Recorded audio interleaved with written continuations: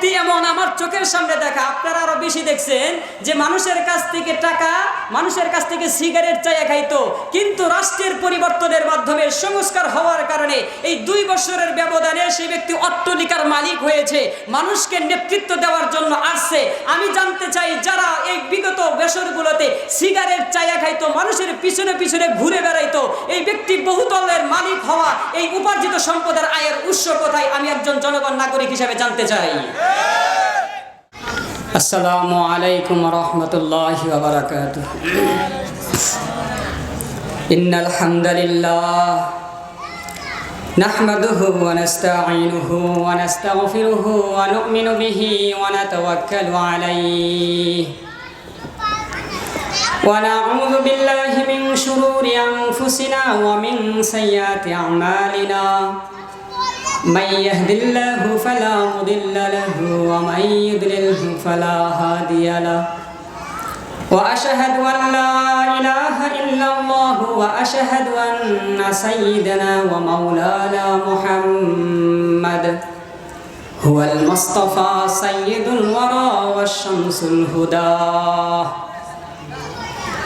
وقال تعالى في كلامه المجيد وفي فرقانه الحميد: أعوذ بالله من الشيطان الرجيم، بسم الله الرحمن الرحيم. قالت الأعراب آمنا قل لم تؤمنوا ولكن قولوا أسلمنا ولما يدخل الإيمان في قلوبكم. صدق الله المولانا العظيم.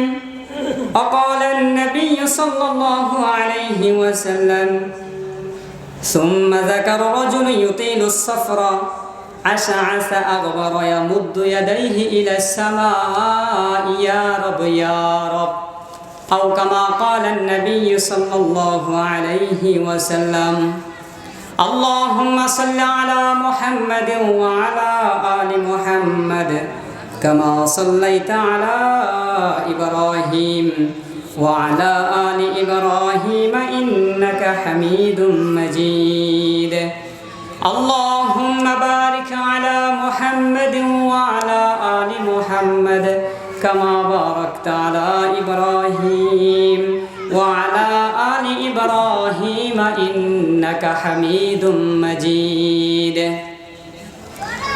মুআজ্জাজ বাইতুন নূর জামে মসজিদ কর্তৃক আয়োজিত আজকের এই ওয়াজ মাহফিলের সম্মানিত প্রধান অতিথি, প্রধান আলোচক, আমার প্রাণপ্রিয় উস্তাদে মোহতারাম হযরত মাওলানা মুফতি দিলওয়ার বিন গাজী সাহেব, উপস্থিত উলামায়ে কেরাম, ইসলাম প্রিয়, দিন প্রিয় তাওহীদি জনতা, ছাত্র ভাইয়েরা, পর্দার অন্তরালে অবস্থানরত মা ও বোনেরা, মাইকের আওয়াজ যতদূর পর্যন্ত যাচ্ছে, যে যে অবস্থার মধ্যে আছি, মহান রবের দরবারে শুকর গুজার করি, সকলে বলে আলহামদুলিল্লাহ।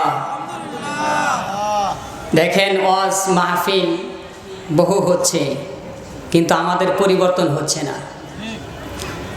এখানে যে কজন মানুষ বসা আছে আর যে প্যান্ডেলের মূল্য আছে, প্রত্যেকের যদি এই টাকাগুলো বন্টন করে দেওয়া হয়, আমার মনে হয় এক একটা টিকিটের মূল্য 1000-এর উপরে হবে। যে একজন করে লোক আসবে আর 1000 করে দেওয়া হবে, এর চাইতে মনে হয় লোকের সংখ্যায় কম আছে, এই খরচের সংখ্যা আরও বেশি আছে। কিন্তু পাশেই বাজার, সেখানে লোকের কিন্তু অভাব নাই। যারা ঘরে বসে আছে তারা তো আছেই, আলহামদুলিল্লাহ, প্রত্যেক দিনের আমল অনুপাতে তারা তাদের রুমে আছে। কিন্তু মাহফিলকে কেন্দ্র করে কিছু মানুষ আছে ব্যবসায়িক ফায়দা হাসিল করার জন্য, আর কিছু মানুষ আছে তার নিজের মনোরঞ্জন, মনোপ্রুত জিনিসগুলো হাসিল করার জন্য। তাহলে সেই জাহিলি যুগ আর এখন বর্তমানের যুগের মধ্যে কোনো পার্থক্য নেই। পেয়ারা নবী সাল্লাল্লাহু আলাইহি ওয়াসাল্লাম কোরআন তেলাওয়াত করতেন, মক্কার কাফের মুশরিকরা পাশেই গান বাজনা বাদ্যযন্ত্র করতেন। এগুলো থেকে যাতে কোরআনের আওয়াজ, কোরআনের তেলাওয়াত যাতে মানুষে না শোনে, এটা কাফের মুশরিকরা করত। আর আমাদের সমাজে এমন এমন জিনিস প্রদর্শন করা হয় যাতে মাহফিলের ভিতরে না গিয়া মাহফিলের পাশে যে আর একটা মজমা ওইখানে গিয়ে মানুষ জড়ো হয়। এজন্য আমি একাধিক মাহফিলে বলছি, যারা মাহফিলের আয়োজন করেন তারা অন্তত পক্ষে এখন থেকে নিয়ত করেন, যেই পরিমাণ আমি সওয়াবের আশা করি এর চেয়ে বেশি আমার গুনার ভার এবং গুনার আমল হবে, এটা নিঃসন্দেহে থাকেন। আজকে যে বাজারটা বসা আছে, কালকে কি এই বাজারটা থাকবে? তাহলে উদ্দেশ্য কি? মাহফিল। মাহফিল আছে, বাজার আছে, মাহফিল নাই, বাজার নাই। কথা ক্লিয়ার? আপনি বলবেন যে বাজারকে আপনি হারাম করে দিতেছেন, এটা কি গুনাহ হইতেছে? আপনি মাহফিলের আয়োজন দিছে বিদায় সেখানে বাজার হচ্ছে। আপনি মাহফিলের আয়োজন দিছেন বিদায় আমার বোন ঘরে থেকে এসে এখানে আড্ডা মারতেছে। সুতরাং কৃতপক্ষ যারা আছেন আগামী থেকে নিজেরা সতর্ক হয়েন। এই বছর আল্লাহর কাছে তওবা করেন, আগামীতে যদি মাহফিল হয় তাহলে মাহফিল হবে, না হলে মেলা হলে মেলাই হবে। কথা একটা হয়। দ্বিতীয়ত, যেই পরিমাণ আমাদের এখানে পোস্টারের ভিতরে নাম আছে, আমি যদি এক পাশ থেকে নাম হাজিরা নেই তাহলেও মনে হয় এই প্যান্ডেলের অর্ধেক ঘুরে যেত। পোস্টারে নাম না দিলে যদি আপনার কপাল ভাঁজ হয়ে যায়, পোস্টারে নাম না দিলে যদি আপনার অ্যাটিটিউড কমে যায়, পোস্টারে নাম না আসলে যদি আপনার সম্মান কমে যায়, মাহফিলের প্যান্ডেল ফাঁকা থাকলে আপনার সম্মান নষ্ট হয় না? সুতরাং এটা শুধু মানুষকে প্রদর্শনী দেখানোর উদ্দেশ্য না। পোস্টারে নাম আসছে সম্মান, আলহামদুলিল্লাহ, সুম্মা আলহামদুলিল্লাহ। আপনাকে যাচাই বাছাই করে আপনাকে পছন্দ করছে বিদায় আপনার নামটা পোস্টারের ভিতরে আসছে। এটা সম্মান রক্ষা করা আপনার ব্যক্তিগত দায়িত্ব ছিল, আপনারা করতে পারেন নাই। কারণ এখানে কার উদ্দেশ্য কি সেটা ভিন্ন আলাপ। আমি আল্লাহর কাছে দোয়া করি, আল্লাহ যাদের নাম এখানে পোস্টারে আসছে এদেরকে দ্বীনের জন্য কবুল করুক, এবং প্রত্যেকটা আমল প্রত্যেকটা কাজ যাতে একমাত্র আল্লাহর উদ্দেশ্যেই হয়। কারণ সফল ব্যক্তি হতে গেলে, আমি ইমানদার হিসেবে সফল ব্যক্তি হতে গেলে আমাকে 4টা গুণের অধিকার হতে হবে। কয়টা গুণ? এই 4 গুণের মধ্যে একটা হলো নিয়ত বিশুদ্ধ হওয়া, নিয়ত পরিশুদ্ধ হওয়া।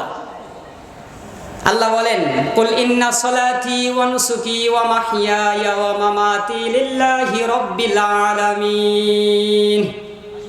আমার নামাজ, আমার রোজা, আমার হজ, আমার যাকাত, আমার মাহফিল করা, আমার জিকির করা, আমার তাবলীগ করা, সব কিছু একমাত্র কাকে খুশি করার উদ্দেশ্য হবে? তাহলে যারা এখানে পোস্টারে আসছেন, নিঃসন্দেহ যদি তারা আল্লাহকে উদ্দেশ্য করার হয় তাহলে তো আলহামদুলিল্লাহ। আর যদি মানুষকে দেখানোর উদ্দেশ্য হয় তাহলে আল্লাহর গজব আপনার ঘুরে। এজন্য আমি চাই, পোস্টারে নাম আসছেন, সম্মান আছে, পোস্টারে নাম আসার সাথে সাথে এই মাহফিলেরও যাতে সম্মান রক্ষা করতে পারেন, আল্লাহ তাআলা আমাকে এবং আপনাদেরকেও আমল করার তৌফিক দান করুন। সকলে বলে আমিন।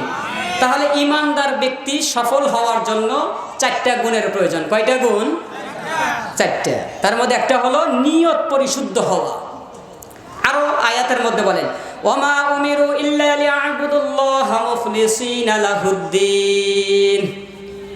সমস্ত কিছু যা আমল হবে, ছোট হোক বড় হোক, আমার সমস্ত কাজ সমস্ত আমল একমাত্র যার উদ্দেশ্য হবে, যাকে খুশি করার হবে, তিনি হলেন আরশের মালিক আল্লাহ। মানুষকে দেখানোর উদ্দেশ্যে কোনো ইবাদত করা যাবে না, মানুষকে দেখানোর উদ্দেশ্যে কোনো আমল করা যাবে না। আমাদের সমাজে বহু মানুষ এমন আছে সারা জীবনে নামাজ পড়ে না, সারা জীবনে দান সদকা করে না।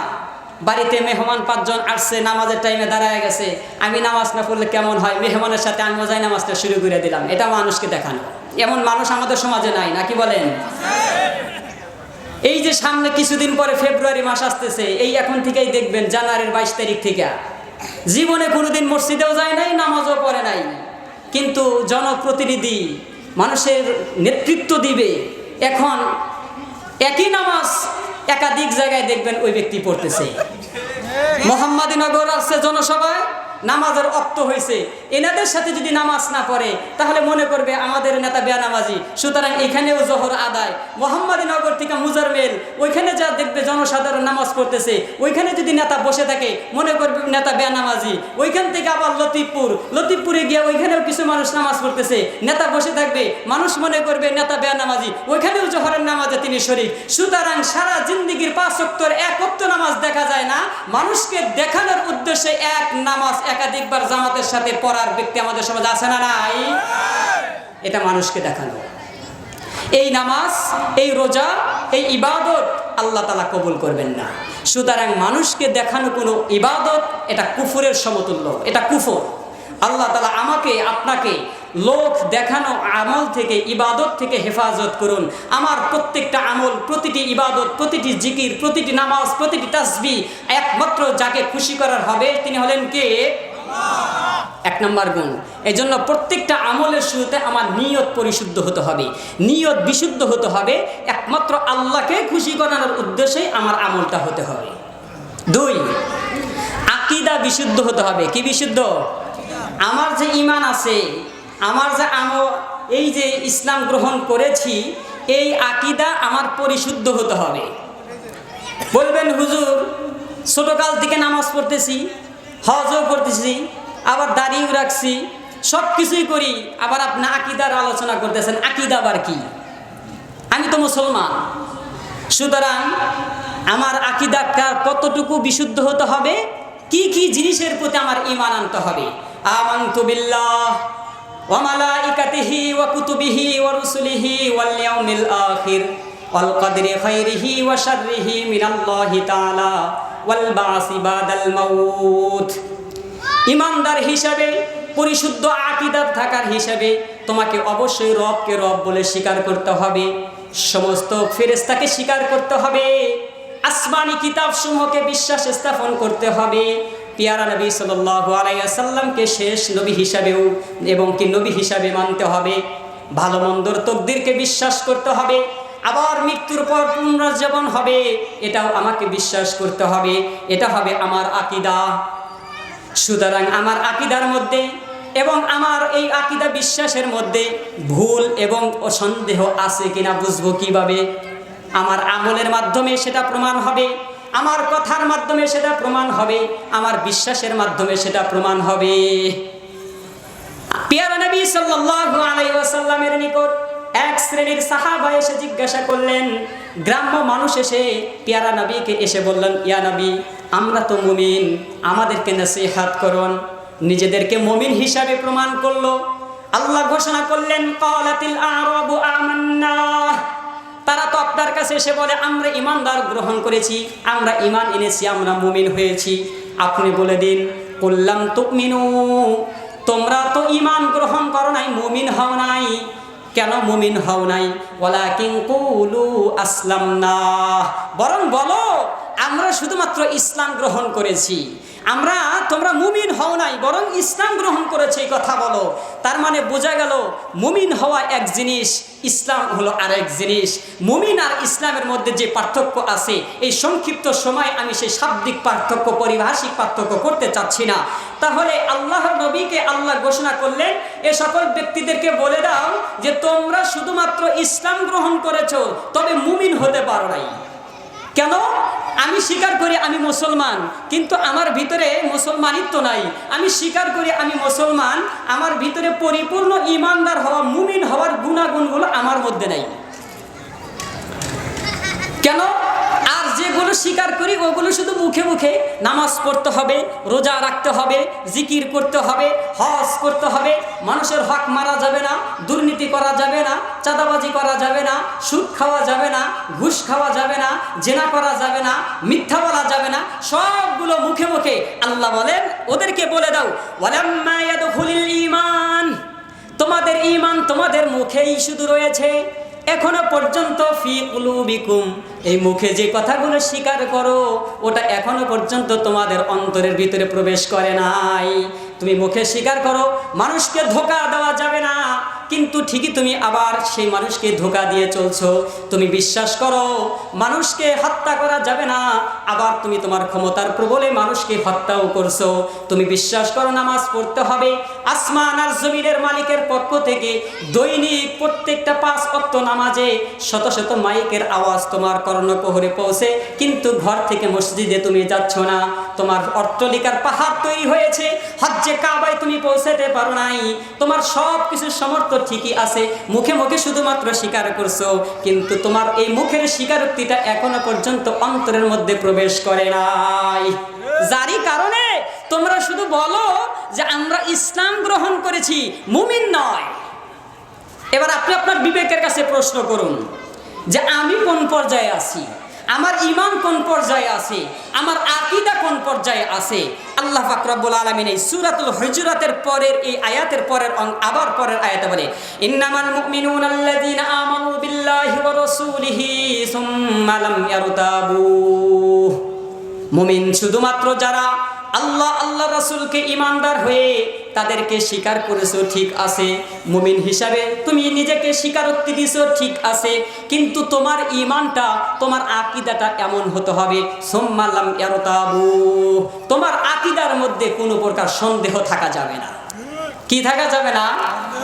সন্দেহ থাকা যাবে না। আকীদার ভিতরে সন্দেহ থাকা যাবে না। এটা কিভাবে বুঝবেন? আমি তো নামাজ পড়ছি, তাহলে প্রশ্ন আসতে পারে, হুজুর আমি তো নামাজ পড়ি, তাহলে সন্দেহ হলো কিভাবে? আমি তো জিকির করি, সন্দেহটা আবার কিভাবে? আমি সহজভাবে যদি দুটি উদাহরণ দেই, আপনার আকীদা কতটুকু বিশুদ্ধ আছে সেটা আপনার বিবেকের কাছে ক্যালকুলেশন করেন, আপনি বুঝতে পারবেন আপনার আকীদা শতভাগের মধ্যে কত পার্সেন্ট আছে। সুম্মা লাম ইয়ারতাবু, আকীদার ভিতরে, ঈমানের ভিতরে কোনো প্রকার সন্দেহ রাখা যাবে না। উদাহরণ হলো এই বর্তমান সমাজ ব্যবস্থা, বর্তমান পৃথিবী, এই আধুনিকতার এই পৃথিবীতে অধিকাংশ মানুষ এমন আছে যারা বিশ্বাস করে বিজ্ঞান এই আধুনিকের এই যুগে এই পুরা পৃথিবীকে কন্ট্রোল করা, কোরআন এবং হাদিসের মাধ্যমে, কোরআন দিয়ে রাষ্ট্র পরিচালনা করা, কোরআনের বিধানের মাধ্যমে পৃথিবী কন্ট্রোল করা, হাদিসের বিধানের মাধ্যমে সমস্ত ব্যবস্থাপনাকে পরিপূর্ণভাবে ব্যবস্থাপনাকে সেটাকে কন্ট্রোল করা কোরআন হাদিস দ্বারা সম্ভব নয়। বরং এই বিজ্ঞানের এই যুগে কোরআন হাদিসের পাশাপাশি বিজ্ঞান এবং আধুনিকতার আরো অনেক কিছুই লাগবে, তবেই এই পৃথিবী সুষ্ঠুভাবে চালানো যাবে। এই আকীদা আমাদের মধ্যে আছে না নাই? এই আধুনিক এই যুগে কোরআন এবং হাদিসের আইন দ্বারা সঠিক ব্যবস্থাপনা পরিচালনা করা সম্ভব নয়, রাষ্ট্র পরিচালনা করা সম্ভব নয়। সুতরাং রাষ্ট্র পরিচালনা করতে হলে লেনিন, কার্ল মার্কস আর ওই পশ্চিমা বাবাদের সংবিধান লাগবেই। সুতরাং কোরআন হাদিস দিয়ে পরিপূর্ণ রাষ্ট্র চালানো সম্ভব নয়। এই আকীদা, এই বিশ্বাস আমাদের মুসলিম দেশ, এই বাংলাদেশের মানুষের আছে না নাই? আপনিও, আপনার মধ্যেও আছে। কারণ আপনার মধ্যে যদি না থাকে, রাষ্ট্রীয় যে সংবিধান প্রচলিত আছে সেটা পুরাটার অর্ধেকের বেশি হলো কোরআন হাদিসের সাংঘর্ষিক। আপনি সেটাকে প্রতিষ্ঠিত করার জন্য আপনি আপনার ভাইয়ের কলার ধরছেন, আপনি আপনার ভাইকে রক্তপাত করছেন, আপনি আপনার ভাইকে খুন পর্যন্ত করছেন এই মানব রচিত পশ্চিমা বাবাদের দেওয়া সংবিধান প্রতিষ্ঠা করার জন্য। কিন্তু কোরআন আর হাদিসের বিধান, কোরআন মোতাবেক রাষ্ট্র চালানোর জন্য আপনি সেই চেষ্টাও করছেন না, বরং আপনিও নিজে নিজে ভাবেন বিচার ব্যবস্থা কোরআনের মাধ্যমে সম্ভব নয়, এই ব্যাংকিং ব্যবস্থা কোরআনের মাধ্যমে সম্ভব নয়, সেই কি কয় লেনদেন ব্যবস্থা কোরআনের বিধানের মাধ্যমে সম্ভব নয়। সুতরাং অনেক বিষয় এমন আছে এগুলো কোরআনের দ্বারা সম্ভব নয়, শুধুমাত্র বিজ্ঞানের এই যুগে আধুনিকতার মানুষের এই সংবিধান দ্বারা সম্ভব হবে। এই আকীদা যার ভিতরে থাকবে, বিশ্বাস যার ভিতরে থাকবে, আপনার আকীদা পরিপূর্ণ শুদ্ধ নয়।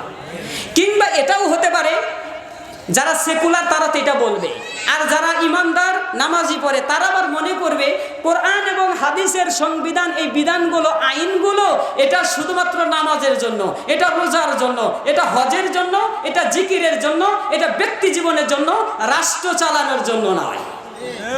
এই জন্য অনেকেই বলে হুজুর বয়ান করবেন ভালো কথা, জান্নাত জাহান্নাম আছে এগুলো বয়ান করেন, বয়ান করবেন ভালো কথা, মুসা আলাইহিস সালাম বনি ইসরায়েলের ঘটনা আছে এগুলো বয়ান করেন। সুতরাং এই বিভিন্ন ধরনের কথাগুলো বলার কি প্রয়োজন আছে? কারণ তারা মনে করে কোরআন এবং হাদিসের কথাগুলো শুধু নামাজের কথা অধ্যায় হবে, কোরআন এবং হাদিসের কথাগুলো শুধু রোজার অধ্যায় হবে, কোরআন এবং হাদিসের কথাগুলো শুধু হজের অধ্যায়ই হবে নাকি রাষ্ট্র এবং ব্যক্তি জীবন সমস্ত জায়গায় হবে?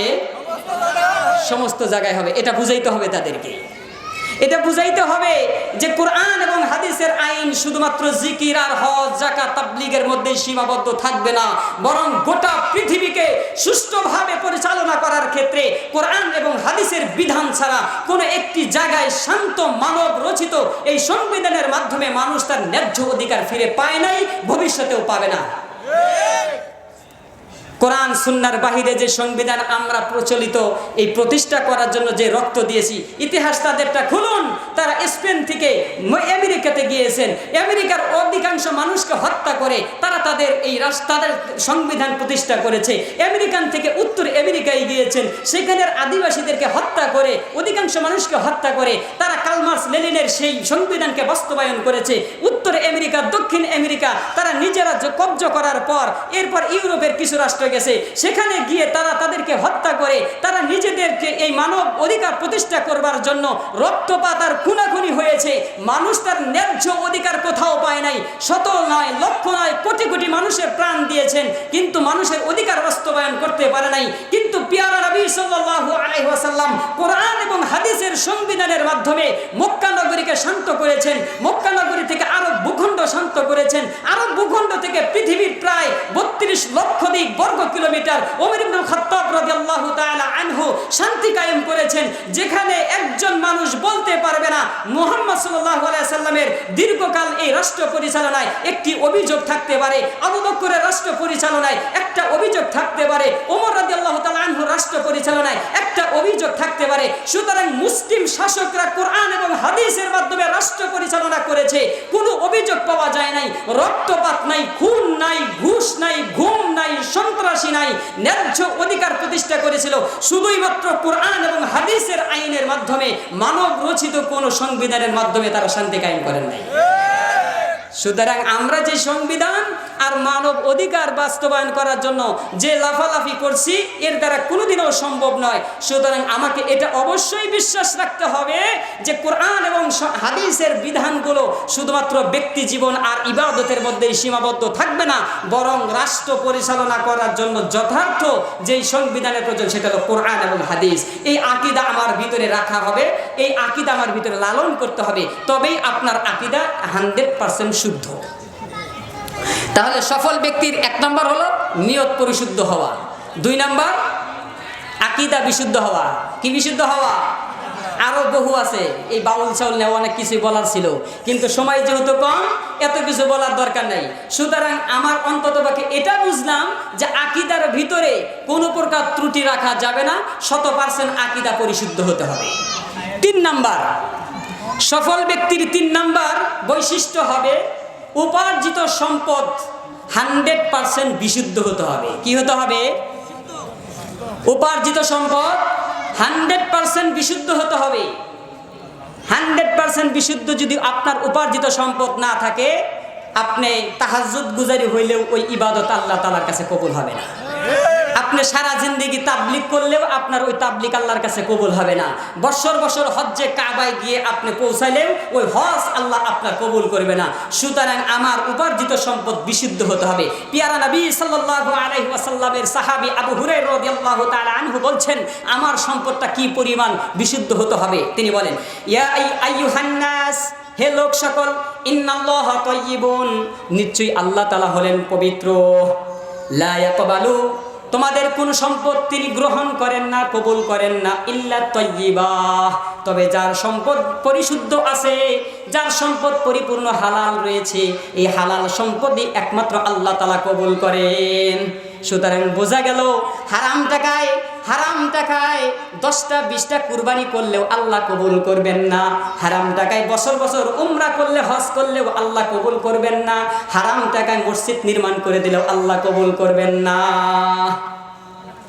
আল্লাহ তাআলা পবিত্র, তিনি সম্পদ গ্রহণ করার ক্ষেত্রে যেই সম্পদ তিনি কবুল করেন সেই সম্পদও হতে হবে পবিত্র এবং বিশুদ্ধ। কথা বুঝছেন?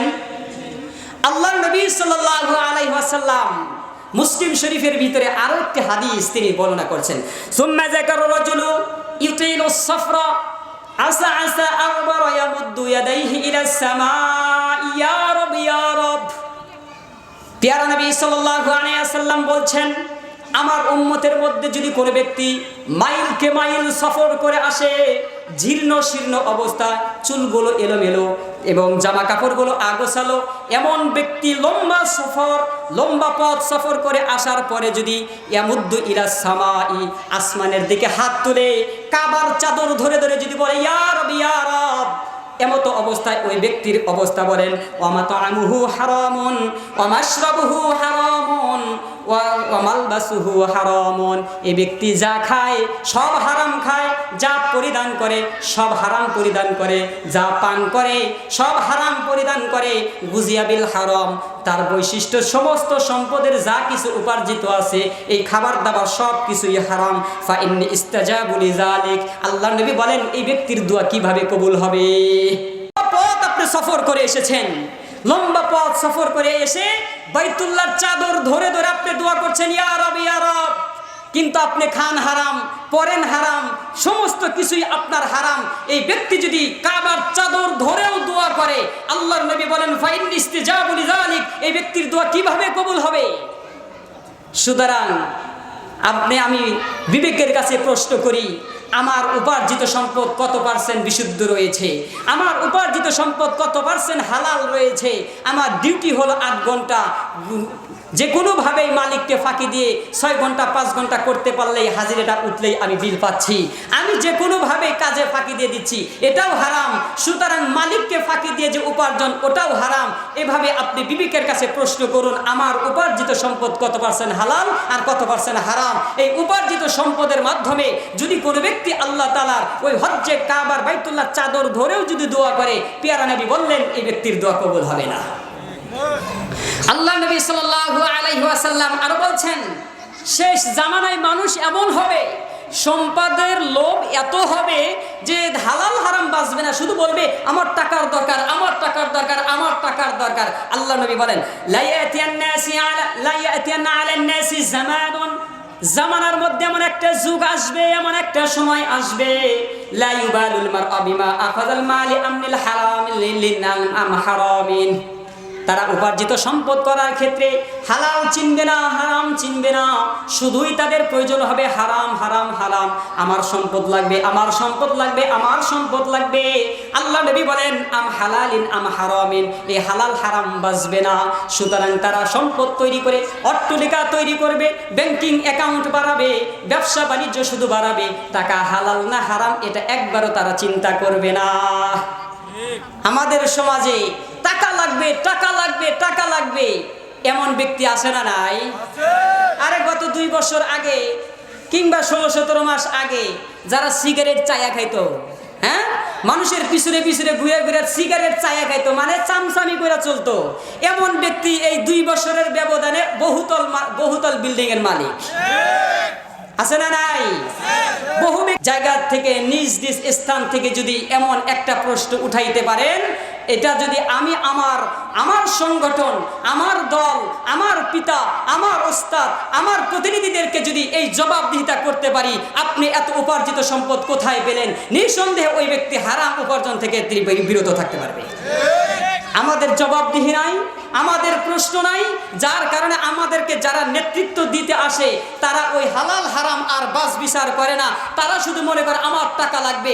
গরিবের বুকে পাড়া দিয়ে, গরিবের রক্ত চুষে চুষে যারা এভাবে অট্টালিকা তৈরি করে, যুবক ভাইয়েরা আমি তোমাদেরকে বলতে চাচ্ছি, এই 24-এর গণ উত্থানের মাধ্যমে যেমনি ভাবে রাষ্ট্রের পরিবর্তন হয়েছে, তেমনি ভাবে সম্পদ উপার্জন করার ক্ষেত্রে যারা গরিবের টাকা নিয়ে, যারা গরিবের রক্ত চুষে অট্টালিকা তৈরি করতে চায়, গরিবের লাশের উপর যারা অট্টালিকা তৈরি করতে চায়, হিম্মত করো, জাগ্রত হও, সাহস করে বুক চেতিয়ে বলে দাও, খবরদার আর কোনো গরিবের বুকে পাড়া দিয়ে সম্পদ উপার্জন করা যাবে না, গরিবের লাশের উপরে কোনো অট্টালিকা তৈরি করতে দেওয়া যাবে না, যাবে না, যাবে না ইনশাআল্লাহ।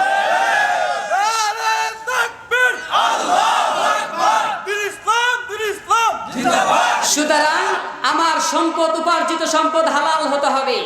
আপনি এবার আমার কথার সাথে বুঝুন, পিয়ারা নবী সাল্লাল্লাহু আলাইহি ওয়াসাল্লাম স্পষ্ট বললেন তোমার সম্পদের ভিতরে কোনো প্রকার হারাম থাকা যাবে না, হারাম থাকলে ওই ব্যক্তির দোয়া কবুল হবে না।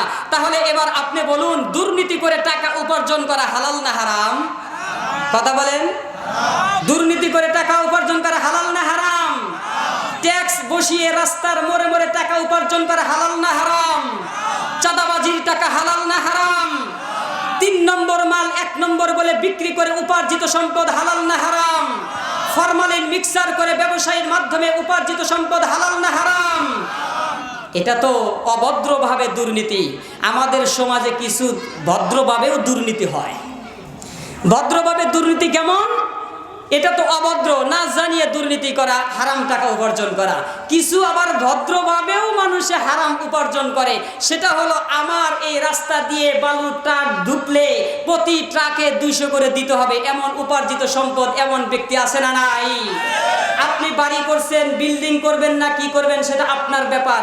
আমি এখানে দোকান দিয়েছি, আমার কাছ থেকেই ইটা নিতে হবে, আমার কাছ থেকেই বালি নিতে হবে, আমার কাছ থেকেই সিমেন্ট নিতে হবে, এমন ভদ্রভাবে দুর্নীতির সম্পদ উপার্জিত ব্যক্তি আছে না নাই? সমাজ থেকে এগুলো দূর করতে হবে। সমাজ থেকে এগুলো দূর করতে হবে, প্রতিবাদ করতে হবে। যেমনি ভাবে মানুষের ব্যক্তি টেররিস্ট সন্ত্রাসী বাহিনীকে যুবকরা সিদ্ধান্ত নিয়েছিল মাত্র 31 দিনের সেই সংবিধানের মাধ্যমে, মাত্র 31 দিনের সেই প্রতিবাদের মাধ্যমে 16 বছরের ক্ষমতাসীন সন্ত্রাসীরা পালিয়ে লেজ গুটিয়ে দাদাবাবুদের আশ্রয় নিয়েছে। যুবক, তুমি যদি একবার হিম্মত করে দাঁড়িয়ে যাও, সমাজ থেকে প্রতিটি দুর্নীতিবাজ সন্ত্রাস পালাতেও বাধ্য হবে। সুতরাং উপার্জিত সম্পদ হালাল হতে হবে। এই সম্পদের ক্ষেত্রে লক্ষ্য রাখতে হবে, আমার বাবা উপার্জন করছে কোথা থেকে, আমার ওস্তাদ সম্পদ উপার্জন করছে কোথা থেকে, আমার নেতা উপার্জন করছে সম্পদ কোথায় থেকে। এটা আপনাকেই লক্ষ্য রাখতে হবে, দায়িত্বভার তোমাকেই নিতে হবে। তবে এই রাষ্ট্র পরিচালনা, তবে ব্যক্তি পরিবর্তন হবে, রাষ্ট্রের পরিবর্তন হবে, মানুষের দিল পরিবর্তন হবে, সমাজ পরিবর্তন হবে। এছাড়া সম্ভব নয়। কারণ মসজিদ বহু হচ্ছে, মাহফিলও বহু হচ্ছে, দুয়াও বহু হচ্ছে, নসিহত বহু হচ্ছে। হারাম খাবার খেয়ে যে আল্লাহর নবী নিজে বললেন, ইয়াবুদ্দু ইলাস সামা ইয়া রব ইয়া রব, বাইতুল্লাহর চাদর ধরেও যদি আল্লাহ তাআলার কাছে দোয়া করে, ওই দোয়া কবুল হবে না। সুতরাং ওই ইবাদত কবুল হবে না। এরকম হাজারো মাহফিল হয়ে আর হারাম খাবার খেয়ে যদি আপনি ইবাদত করেন, কবুল হবে? তাহলে পরিবর্তন হবে না, ইবাদত কবুল হবে না। সুতরাং এই জন্যই আমাকে, এই রাষ্ট্রকে, ব্যক্তিকে পরিবর্তন করার জন্য উপার্জিত সম্পদ হালাল হতে হবে। আল্লাহ তাআলা আমাকে এবং আপনাকে, আমার অধীনস্থ এবং আমার ঊর্ধ্বতন যারা আছে, প্রত্যেক অভিভাবকের উপার্জিত সম্পদ হালালভাবে উপার্জন করে আমার বাল বাচ্চা, আমার আহাল পরিবার যাতে চলতে পারি, সবাইকে তৌফিক দান করুন। সকলে বলে আমিন।